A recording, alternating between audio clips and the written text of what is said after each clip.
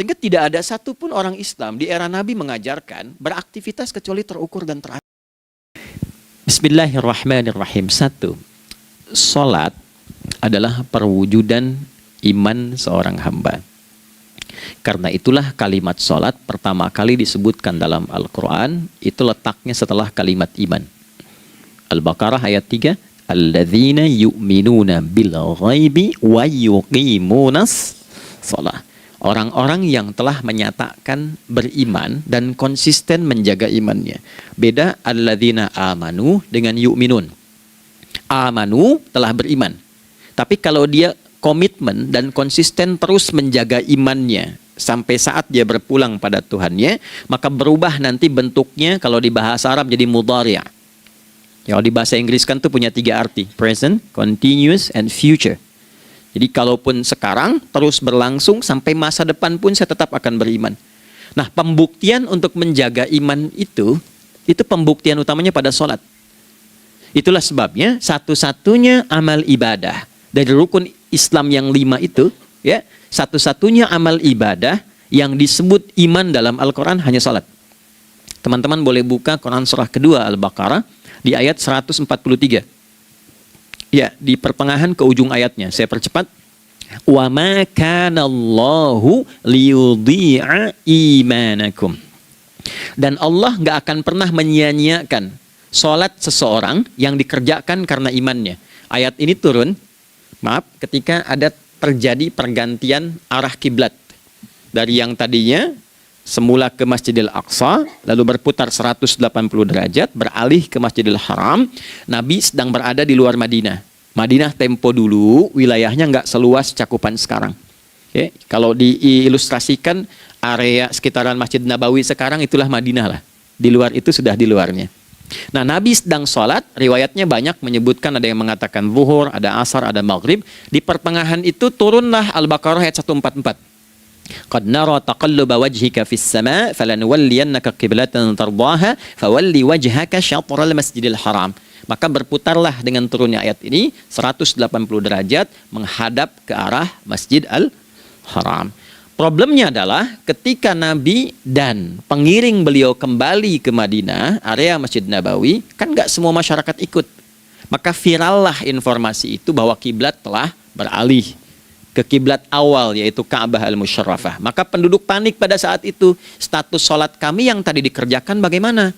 Karena sudah nggak bisa diulang, sudah pindah waktu. Maka turunlah kemudian firman Allah yang Al-Baqarah 143 itu, wa ma kana Allahu liyudhi'a imanakum. Karena engkau mengerjakan sholat itu dengan imanmu, maka Allah nggak menyia-nyiakan imanmu itu. Maksudnya apa? Walaupun arah kiblatnya tidak tahu mengarah kepada sisi yang belum berubah, tetap dihitung pahalanya sempurna karena imannya. Gitu. Nah, ini nanti yang menjadi landasan turunnya Al-Baqarah ayat 115. Walillahil masyriq wal maghrib fa aynama tuwallu fathamma wajhullah. Kalau Anda sedang tugas nanti di lapangan, lalu sulit menemukan arah kiblat. Aplikasi susah karena sinyal nggak masuk misalnya. Oke, kemudian juga matahari agak remang-remang sehingga sulit untuk terlihat patokannya. Maka dengan keyakinan, dengan iman itu, menghadaplah ke arah yang kita yakini, maka berlakulah Al-Baqarah 115. Di saat itu diterima amal ibadah kita sama dengan yang menghadap kiblat dengan dasar imannya. Oke, nah pengertian terbaliknya, mafhum mukhalafahnya, maka Nabi mengatakan, al-farqu bainal mu'min wal kafir tarkus shalah. Beda antara orang yang beriman dengan yang belum beriman adalah pada sholatnya. Jadi kalau ada orang mengatakan sudah beriman dan tidak menunaikan sholat, ini artinya keimanannya belum diakui sepenuhnya oleh Allah Subhanahu wa Ta'ala. Jelas ya? Halo, kenapa sedih begini? Maaf, saya terlalu cepat nggak? Enggak ya? Baik. Jadi dalam poin ini penting pembedanya di sholat. Itulah sebabnya kenapa dari kecil kan, usia sekian, dari mulai 3 ke arah 7 tahun contohkan. Ya, orang tuanya sholat, bentangkan sejadah. Kalau bisa, kalau anak sudah mulai suka tuh kasih model sejadah yang anak-anak sukai bentuknya. Ya, dulu ada anak saya senang model mobilan, saya tidak sebutkan supaya tidak endorse gitu ya. Dikasih sejadah dengan pola itu, dia senang tuh ikutin. Kita nggak minta sholat, dia datang sendiri. Ya, nanti setelah mulai 7 tahun kan baru diajarkan dengan baik, diajak ke masjid kalau yang laki-laki. Demikian seterusnya. Ya, mengapa dari awal dituntun seperti itu? Untuk memberikan sebuah penguat bahwa penjagaan iman dimulai dari sejak dini. Ya, tapi di Indonesia saya perhatikan kelasnya sudah advance. Ya, TK sudah manasik gitu. Oke.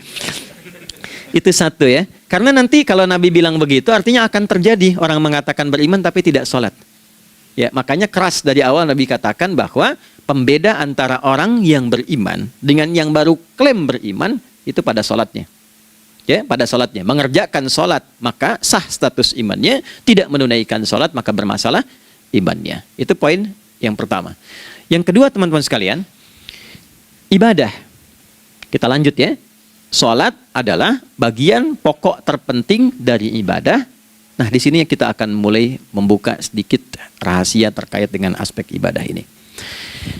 Teman-teman sekalian, ternyata sholat ini ketika oleh Allah diturunkan dalam Al-Quran, dalam konteks penunaian ibadah, bukan berarti hanya mengkoneksikan atau mengkorelasikan hubungannya dengan iman saja, bukan. Karena saya beriman, saya buktikan ibadah nyembah Allah lewat sholat. Dalilnya Quran surah ke-20 ayat 14. Innani anallah la ilaha illa ana. Aku tegaskan akulah Allah, nggak ada Tuhan yang layak dipertuhankan dan disembah kecuali saya. Fa'budni, kalau Anda telah menyatakan beriman padaku, buktikan keberimananmu dengan menyembah saya dalam ibadah.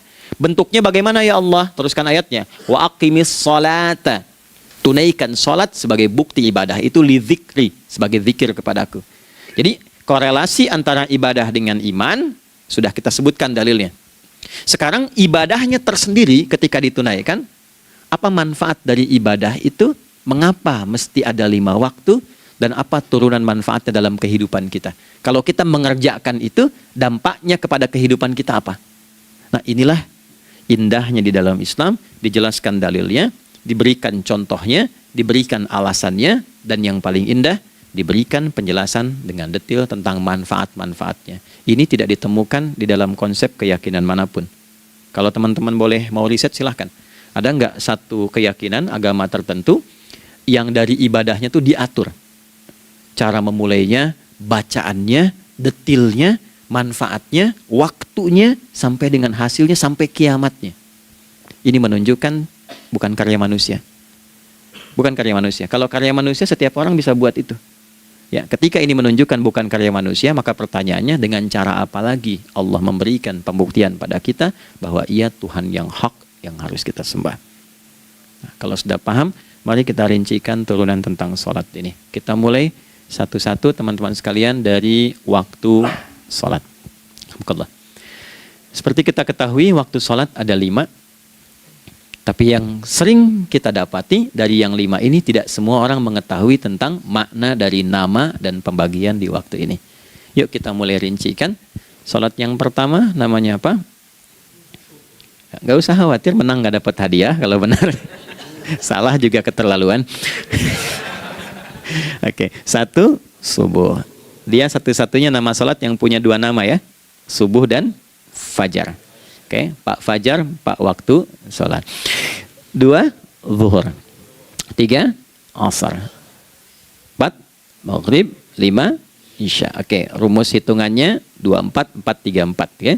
Rumus bilangannya 24 434. Kalau mau tanya nomor koneksi dengan Allah 24 434, 2 subuh, 4 zuhur, 4 asar, 3 maghrib, 4 isya. Oke, pertanyaannya, apa artinya nama itu?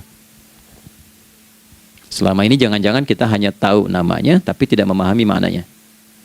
Itu poinnya.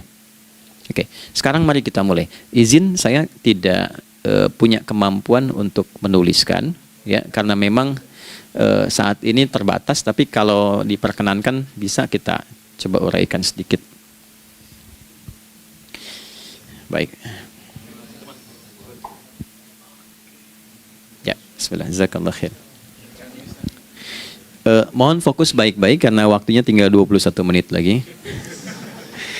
Izin saya pastikan dulu ya supaya terlihat dengan baik. Ibu kelihatan di sana? Bagus. Saya kira tuh hanya di Sumbawa Barat. Ternyata di Pertagas pun perempuan-perempuannya imannya luar biasa. Maksudnya belum saya tulis sudah kelihatan. Imannya luar biasa. Oke, kita mulai dari yang pertama ya, 5 waktu sholat. Kita mulai dari 1 dulu. Subuh, teman-teman saya turunkan dulu ya. Izinkan saya tulis pakai bahasa Arab dulu supaya gampang. 1, dia punya 2 nama. Yang ke Arab ya, kalau yang gini angka Hindi. Anda yang di admin di komputer pasti tahu. Ada Fajr. Kata subuh ditemukan di Al-Quran surah ke-81 At-Takwir ayat 18. Kalau keliru tolong diingatkan. Was-subhi idza tanaffas. Quran surah 81 ayat 18. Ya. Nggak usah di ilmu utak-atik ya. Oh ini kenapa 81 kalau dibalik 18? Itu cocok logi. Ya, abaikan aja itu. Ya.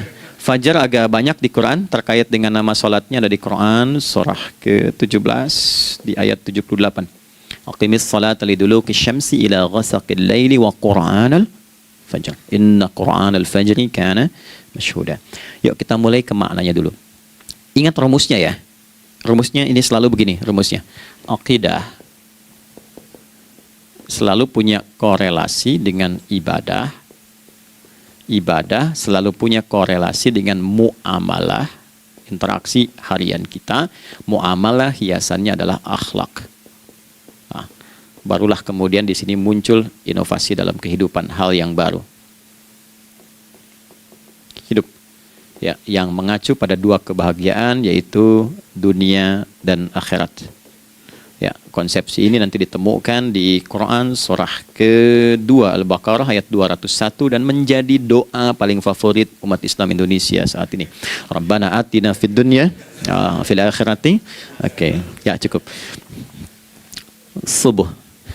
Ini rumus dasarnya. Dari akidah kita beriman, pembuktian imannya lewat ibadah sholat. Apa hubungan sholat dengan aktivitas harian kita? Subuh asalnya terkolerasi dengan kata asbah. Oke? Asbah itu asalnya sesuatu yang sudah siap dengan rencana yang matang. Baik, orang Arab tuh kalau bertanya begini, kaifa asbahta ya akhi? Kaifa asbahti ya ukhti? Bagaimana kabarmu di pagi ini? Itu bukan hanya nanya kabar kesehatan. Beda dengan kaifa haluk, beda. Ya, itu bertanya, bagaimana kabarmu hari ini? Aktivitasmu bagaimana? Lancar, sudah siap, planning bagus dan sebagainya. Ya, itulah sebabnya ketika Allah bersumpah dengan awal waktu, penandanya adalah planning kegiatan. Ya, was-subhi, dan aku bersumpah demi waktu subuh, awal mula untuk berkegiatan, idza tanafas, apabila sudah mulai bergerak bersamaan dengan nafas yang keluar itu, maka sudah jelas rencana yang dibuat. Ya, jangankan kita, semua alam itu, semesta itu seluruhnya bukan hanya bertasbih, tapi beraktivitas dalam tasbihnya. Di waktu subuh, matahari sudah mulai bersinar kan? Ya, dan sinarnya mengambil manfaat loh, mengandung nilai manfaat, memecah keheningan malam dan menghilangkan kegelapannya. Gelap mulai hilang, datang kemudian sinar yang memberikan kita bimbingan untuk beraktivitas. Tumbuhan dimulai waktu itu sudah mengeluarkan oksigen, menyerap karbon dioksida. Saya waktu di Utrecht, di Delft di Belanda, ya, saya coba ingin membuktikan. Kan adzan nggak terdengar keluar ya. Jadi sebelum waktu subuh itu saya keluar, kebetulan flatnya waktu itu dekat area hutan yang agak rimbun, enak gitu, udaranya bagus. Itu sebelum subuh terasa karbon dioksida. Walaupun cuma beda hampir 1 menit. Tapi begitu masuk waktu subuh, keluar kesegaran yang luar biasa. Oksigen yang keluar. Ya, ini kan nggak mungkin kalau kuasa Allah tuh nggak mungkin terjadi seperti ini kalau bukan kuasa Allah Subhanahu wa Ta'ala. Tapi poinnya adalah yang bicara begini Quran. Nah, sekarang yang ingin saya katakan adalah alam semesta dalam konteks seperti matahari, kemudian tumbuhan, binatang, ayam bahkan mulai berkokok, punya planning yang teratur. Masa kita makhluk yang dihisab tuh nggak teratur? Nggak punya perencanaan?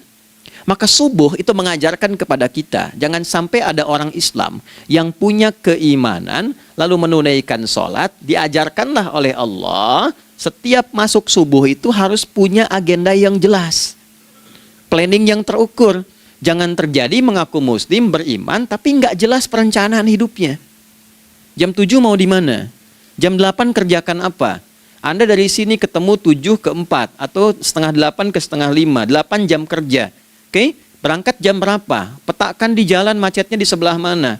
Ukur sampai kantor tiba jam berapa? Apa yang mau dikerjakan di kantor? Itulah Islam, itulah subuh. Sehingga tidak ada satupun orang Islam di era Nabi mengajarkan beraktivitas kecuali terukur dan teratur. Bahkan Nabi memulai itu evaluasinya di malam hari.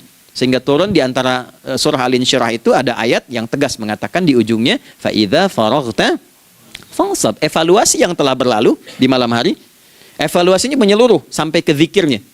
Dicatat nih. Ya, aku hari ini secara spiritual itu, mohon maaf, sholat jamaahnya berapa waktu tuh? Dari 5.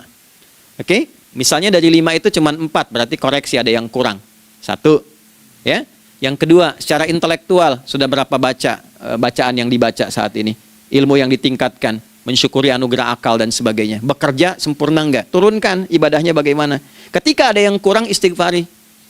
Ya, sebagai seorang ayah, ada enggak sesuatu yang salah yang dilakukan belum sempurna?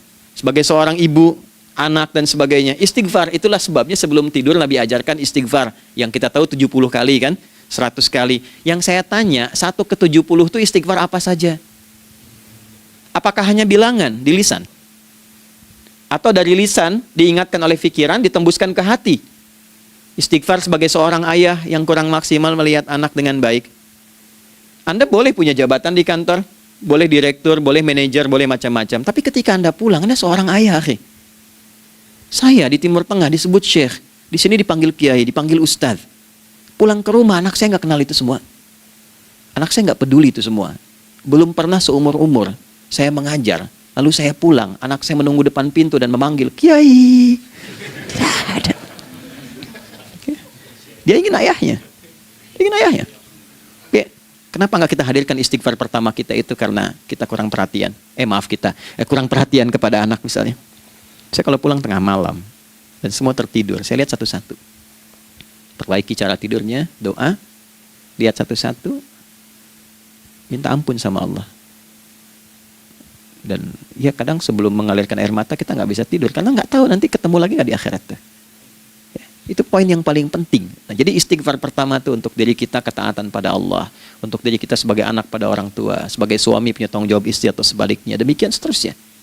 Nah itu kalau sudah kita bisa lakukan, dievaluasi, direncanakan besoknya. Fa'idha faraghta fansab, direncanakan lagi yang berikutnya, besok mau ngapain, tulis malam.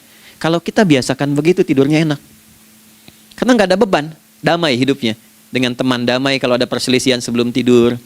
Ya, jadi nggak ada orang mengigau itu masalah-masalah kehidupan dunia yang belum tuntas. Ini dunia saat terjaga bermasalah, saat tidur pun masih bermasalah. Gara-gara kamu nih, kapan istirahatnya? Ya. Nah, ketika kita bangun dari subuh itu, maka rencana yang sudah kita siapkan itu, teman-teman sekalian, dibawa menghadap Allah supaya minta kemudahan, minta kelancaran, minta pendampingan, minta bimbingan. Itulah sebabnya kita dipanggil sholat di awal waktu. Supaya rencana yang sudah kita siapkan itu minta taufiknya, persetujuan dan perlindungan dari Allah. Inilah yang menjadikan rahasia umumnya para sahabat memulai berkegiatan sejak dari masjid. Teman-teman boleh riset deh hadis-hadis tentang sholatnya sahabat dan kaitannya dengan syuruk dan pekerjaan. Rata-rata memulai dari masjid. Mereka tungguin, evaluasi, begitu siap, syuruk, minta sama Allah, berangkat. Saya mau kasih satu rahasia ya. Boleh jadi ijazah, tapi ini diantara kita aja ya. Anda boleh lakukan, berangkat ke masjid itu dengan baik. Terus minta misalnya, ya Allah, Kau perintahkan aku untuk berikhtiar, sekarang aku lakukan. Kau perintahkan aku untuk merencanakan, sekarang aku ikhtiarkan. Mohon lindungi, mudahkan, dan berikan bimbingan terbaik untuk mendapatkan hal yang wajar, halal, baik, dan kau ridhoi. Anda berangkat. Pulang, sebelum nyampe rumah, mampir dulu ke masjid. Masjid terdekat dari rumah aja. Sholat 2 rakaat, situ. Ya, sholatnya bisa sholat wudhu, tahiyatul masjid, dan sebagainya. Setelah itu pulang. Doa dulu habis sholat. Ya Allah, aku telah berikhtiar seperti apa yang telah Engkau perintahkan. Sekarang aku memohon rizki darimu seperti apa yang telah Engkau janjikan. Kalau dengan semua ikhtiar ini belum cukup menurunkan rizki darimu, maka mohon tunjukkan padaku saat ini dengan cara apa lagi aku mesti berikhtiar. Oke? Silahkan Anda pulang dengan suasana itu ke rumah. dan lihat apa yang terjadi. Rasakan bedanya, bedakan rasanya, dan pasti terasa bedanya. Gak ada kesan yang lain pada jiwa. Jadi yang dibawa ke rumah itu bukan aura kantor, bukan aura jalan yang macet, tapi ada ketenangan, kenyamanan, dan kenikmatan. Kalau teman-teman mau pakai sunnah sahabat ini dalam dunia pekerjaan, dan Anda lakukan, coba sehari ini saja, rasanya pasti beda. Ya, ini bagian pertama. Nah, ketika kita ingin datang menghadap Allah dan mulai membawa rencana kita, kan perlu isyaratnya kan, kapan dimulai? Gak bisa tiba-tiba saya bangun jam 3 langsung sholat subuh, kan tidak begitu. Ya kan? Mesti ada satu sinyal dulu, yang dari sinyal itu ada feedback pada diri kita untuk merespon, gitu kan? Nah, pancaran respon atas sesuatu yang memancar akibat satu hal yang terjadi. Kalau di gaya itu kan, kalau ada gaya gerak, gaya dorong kan? Ya, kalau nggak salah F1 sama dengan F2 kan? Nah, gaya gerak sama dengan gaya dorong. Geraknya dikit, bunyinya kecil kan? Kencang bunyinya, kencang. Terus ada F berbanding lurus dengan P, hukum Pascalnya. Gaya berbanding lurus dengan tekanan, kan? Semakin banyak gaya, semakin tertekan. Nah, respon yang muncul ketika ada satu misalnya gaya, tapi responnya sifatnya materi sifatnya. Ya, misal kalau Anda mau mengebor air, kan? Kemudian keluar terpancar tuh dari bawah itu keluar misalnya air. Nah, itu namanya infajar. Infajar. Dalilnya Quran surah kedua ayat 60. Wa idzistasqa Musa liqaumihi faqulna idrib bi'asakal hajar fajarat min huthnata asyrata aina. Nabi Musa kata Allah itu kaummu 12 suku minta mata air. Dan nggak tanggung, setiap sukunya minta satu, katanya supaya nggak rebutan. Maka Allah firmankan, pukulkan tongkatmu yang kayu. Lihat diksinya detil sekali. Pukulkan tongkatmu yang kayu ke batu itu, maka batu itu akan terbelah dan mengeluarkan pancaran 12 mata air. Okay? Tongkat kayu dipukulkan ke batu, batunya yang hancur. Karena Musa seorang nabi, gitu kan? Anda punya tongkat emas, pukulkan ke batu, maka keluar 12 air mata. Gitu kan? Nah ini, infajar. Kalau respon yang keluar itu respon buruk. Misal, dalam nafsu, kan suka ada trigger ya, yang memancing respon, terus nafsu keluar kan? Ya, apa saja itu? Lihat gambar yang nggak bagus, nafsu keluar, gitu kan? Lihat sendal bagus, nafsu keluar, macam-macam ya. Nah itu fujur namanya. Fujur. Hurufnya masih sama, cuma bentuknya berbeda. Fa, jimnya masih ada waw, ada ra-nya. Fujur. Quran surah 91 di ayat 7-10. Wa nafsi wa ma sawwaha fa alhamaha fujuraha wa taqwaha. Fujur tembus ke nafas, nafas memerintahkan yang buruk disebut su. Nafas ketemu su jadi nafsu. Makanya nama lain fujur itu nafsu. Dalilnya Quran surah 12 ayat 53. Wa ma ubarni'u nafsi innan nafsa la'ammaratun bisu. Ya, la'ammaratun bisu'i illa ma rahima rabbi. Oke, nafas ketemu su. Teruskan. Tapi kalau pancarannya pada sifat yang baik. Oke? Membelah sesuatu yang gelap menjadi baik, terbuka, memancarkan respon panggilan yang baik, maka berubah katanya menjadi fajar. Oke? Matahari diperintahkan oleh Allah, diperintahkan membelah kegelapan malam. Keluarlah sinar pertamanya, disebutlah fajar.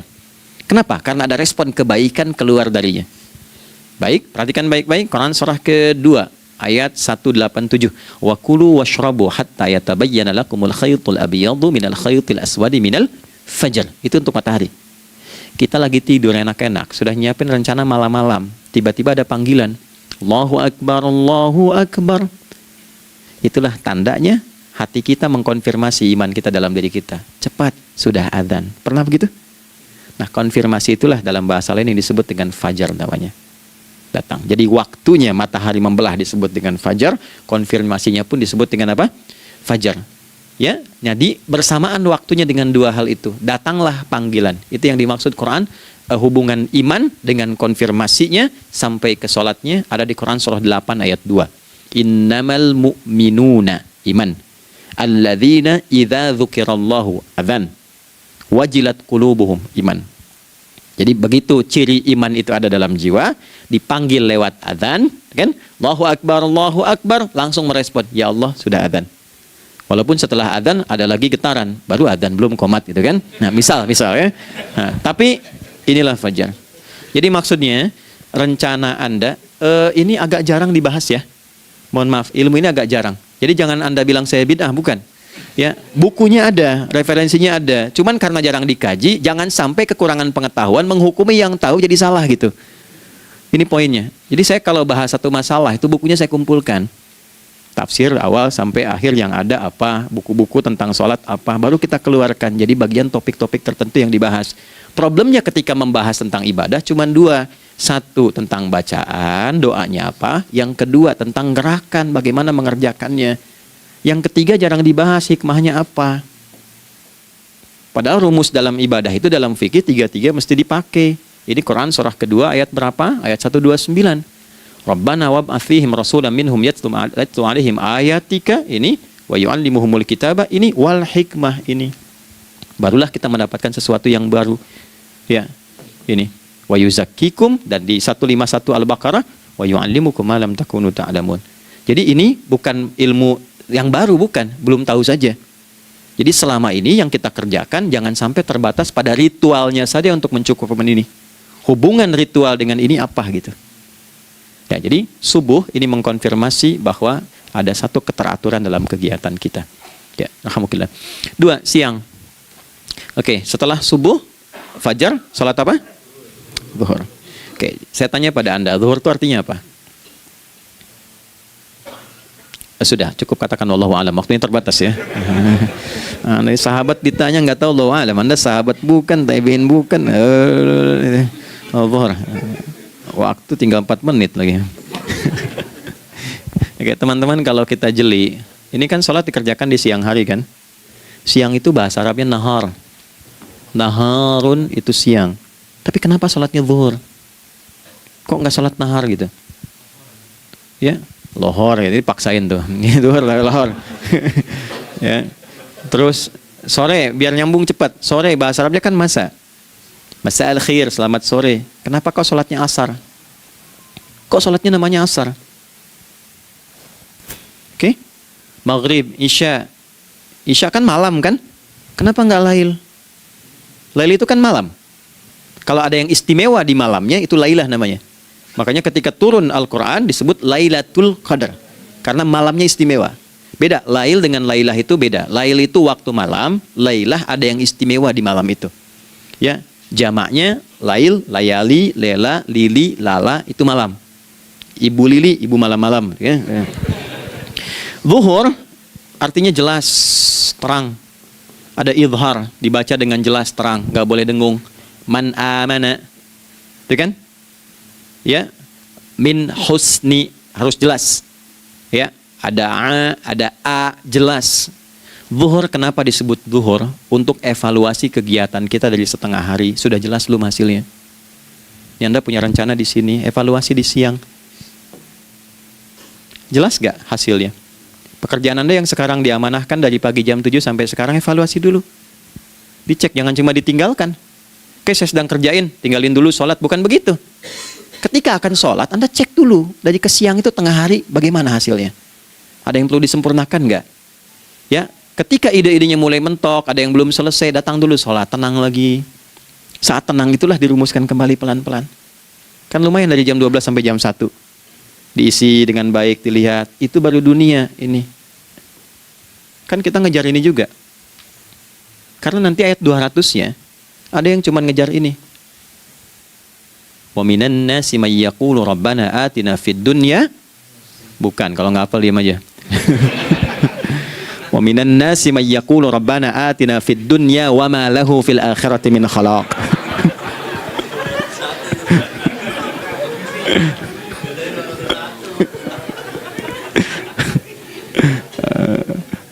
Paham kan? Dan di antara manusia ada yang fokusnya hanya dunia yang dikejar. Sehingga nggak kebagian akhiratnya. Padahal dia tahu dia mau pulang. Yang lebih aneh lagi, pengen pulang surganya Firdaus dekat dengan Nabi. Tapi tiap hari kerjakan dunia lagi, berangkat gelap, pulang gelap. Terus meninggal gelap juga. Ini kan repot. Nah, maka mesti investasi kan? Anda kalau tugas keluar kan, apalagi keluar negeri kan hukumnya beda. Bekalnya pun tidak sama. Anda tugas ke Amerika, mata uangnya sudah beda, hukumnya sudah beda. Terus pengen pindah ke alam barzah, pengen hukumnya sama dengan dunia, mustahil. Ya, makanya dimensinya beda, keadaannya tidak sama. Baju yang dipakai kan beda, barang-barangnya nggak sama. Makanya disebut telah meninggal dunia, meninggalkan semua yang melekat pada dunia. Pindah ke alam lain, persiapan menuju titik akhir yang tidak ada ujungnya lagi. Nggak ada pembuka lagi. Jadi sudah ujung begini, nggak ada ruang lagi yang lain. Itu akhirat namanya. Makanya di sini cuma dua pilihannya. Kalau nggak ke surga, nah itu ya. Apa investasi yang ada di sini? Maka siang itu dicek dulu, pekerjaan jadi ibadah nggak? Tadi niatin ibadah nggak waktu berangkat dari rumah? Kan? Waktu ngetik, waktu ngerjain di kantor, jadi ibadah nggak? Kalau ibadah, Anda nggak mungkin berbuat kriminal. Anda nggak mungkin berbuat maksiat, nggak mungkin nipu, nggak mungkin nyogok, nggak mungkin korupsi. Kan lagi ibadah, nggak mungkin curang. Kan lagi ibadah. Anta budallaha ka'annaka tarah. Anda itu mengerjakan segala hal sebagai ibadah, merasa diawasi Allah. Fa in lam takun tarah fa innahu yarak. Kalaupun Anda merasa nggak melihatnya, Anda yakin Anda dilihat. Itulah kerja pakai iman, maka ini di bawah akidahnya. Jangan ditinggalkan. Nah, inilah yang selama ini kita butuhkan. Ya. Inilah yang melahirkan nilai etik, makanya adanya dalam jiwa. Takwa itu kan dalam jiwa, melahirkan etos. Etos mendorong kepada logos, logos melahirkan patos, kepantasan dalam bekerja. Jadi Anda sekuat apapun ilmunya, kalau nggak punya etos, itu rusak. Jadi tidak cukup akal sehat. Jiwa yang sehat itu lebih penting. Banyak orang akalnya, saya ingat, akal itu tidak memberikan perintah. Dia hanya merumuskan satu instruksi dalam jiwa supaya mudah dilakukan dan dieksekusi oleh fisik. Jadi akal yang sehat itu seberapa pandai ilmunya, seberapa cepat mengeksekusi perbuatan. Tapi kalau yang dieksekusi itu dari perintah nafsunya, masalah.